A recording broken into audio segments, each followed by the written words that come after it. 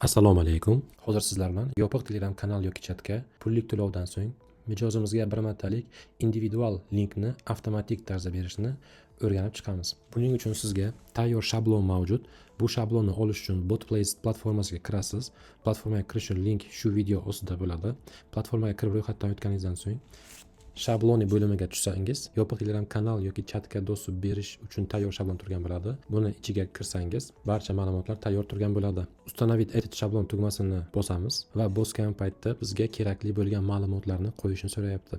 Ya'ni MyIDBotdan bizga ID kerak va BotFazerdan yangi bot ochishimiz kerak bo'ladi. Buning uchun birinchi navbatda biz установить tugmasini bosamiz. Установить tugmasini bosgandan so'ng biz Telegram bot yaratishimiz kerak bo'ladi va bu Telegram botni API kodini shu yerga qo'yishimiz kerak bo'ladi. Buning uchun Telegram kiramiz va BotFazerdan bot yaratamiz. Bizda tayyor bot mavjud. Ushbu botni biz API kodini olamiz. Agar siz BotFazerdan bot ochishni bilmasangiz, yuqorida video chiqadi. Aynan BotFazer orqali BotPlace'ga botni ulash bo'yicha video darsimiz mavjud. Ushbu videoni ko'rib, keyin bu videoni davom ettirishingiz mumkin bo'ladi. Hozir esa biz ushbu API kodni copy qilib olamiz. Ustiga bo'lsa copy bo'ladi va platformaga o'tib, mana bu yerga kiritamiz. Kiritgandan so'ng saqlanib tugmasini bosamiz. Saqlanib tugmasini bosgandan so'ng bizga QR kodlarni taqdim etdi. Endi keling shablon bilan tanishib chiqamiz. Ushbu shablon juda ham oddiy qilingan va buni logikasini tushunib olganingizdan so'ng botingizni logikasini xohlagan joyiga ushbu zanjirni o'rnatib qo'yishingiz mumkin bo'ladi. Endi bizga birinchi start xabar keladi. Start xabar bu to'lov qilish uchun xabar va to'lov qilishdan keyin bizga Payme orqali to'lov qilishni taklif beradi va Payme orqali to'lov qilganimizdan so'ng bizga yopiq kanalga individual link keladi. Biz individual linkni mana bu so'z ostiga beramiz, postning o'zida va tugma ichida beramiz. Tugma ichida mana bu ko'rinishda bo'ladi. Biz o'zimiz xohlagan Telegram kanal yoki chatga dostуп berish uchun ushbu ochgan botimizni o'sha chatga ulab qo'yishimiz kerak bo'ladi. Keling, buning uchun yopiq kanal ochamiz hozir. Mana yopiq kanal degan kanal ochamiz. Mana kanal ochdik. Ushbu kanalni biz zakrit qilib qo'yamiz. Mana уже yopiq kanal bo'ldi. Kanalni ochgandan so'ng biz bu kanalga botimizni admin qilib qo'yishimiz kerak bo'ladi. Buning uchun mana bu tugmani bosamiz, kiramiz va botimizning nomini copy qilib olamiz. Copy qilib oldik. Endi Telegramga kirib, ushbu botni bu yerga admin qilib qo'yishimiz kerak bo'ladi. Mana botimizni topdi va botni qo'shamiz.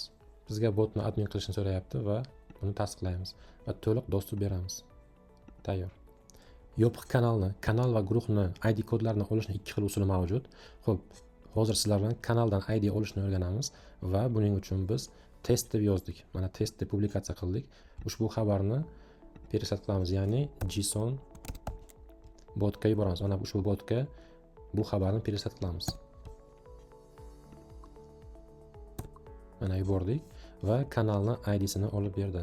Biz aynan mana shu ID'ni olamiz. Ya'ni oldida minusi bor ID bizni ID'miz hisoblanadi. Va ushbu ID'ni olib biz kerakli joyga qo'yamiz. Ya'ni spiska bo'limiga o'tamiz. Globalniy переменный bo'limiga o'tamiz va channel ID bo'limiga kiramiz. Mana bu yerda MyIDBot deyilgan. MyIDBot Telegram guruhini ID'sini olishga ishlatiladi. Hozir buni ham ko'ramiz. Mana bu yerga mana kanalimiz ID'sini qo'ydik.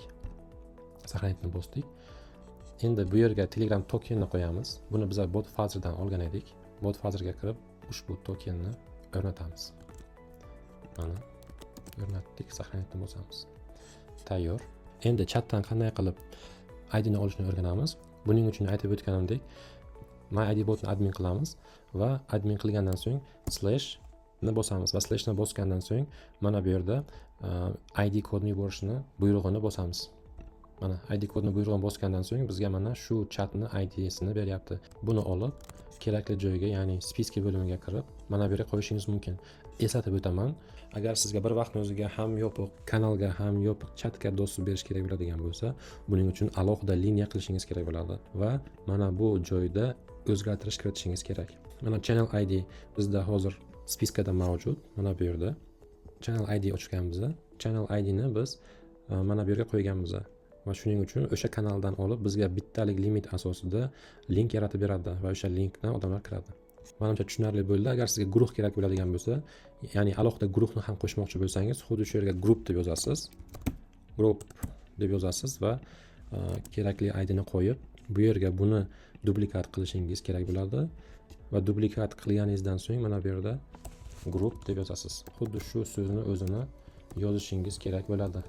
Endi aynan o'sha guruhdan link yaratadi. Buni esa alohida sepocha qilib kelishingiz kerak bo'ladi, chunki bu alohida dostuplik bo'ladi. Menimcha tushunarli bo'ldi, uni o'chiramiz. IDni guruhdan olishni o'rgandik, Telegram kanaldan olishni o'rgandik. Endi bo'lsa botimiz qanchalik to'g'ri ishlayapti tekshirib ko'ramiz. Mana bu xabar keldi bizga. Mana bizga to'lov qilish uchun to'lov linkini yubordi. Endi buni ustiga bosib to'lovni amalga oshiramiz. Перейти bosamiz. Agar sizda PayMe ilovasi bo'lsa, PayMe ilovasiga o'tib ketadi va to'lov qilish linki ochiladi. Hozir to'lovni amalga oshiramiz.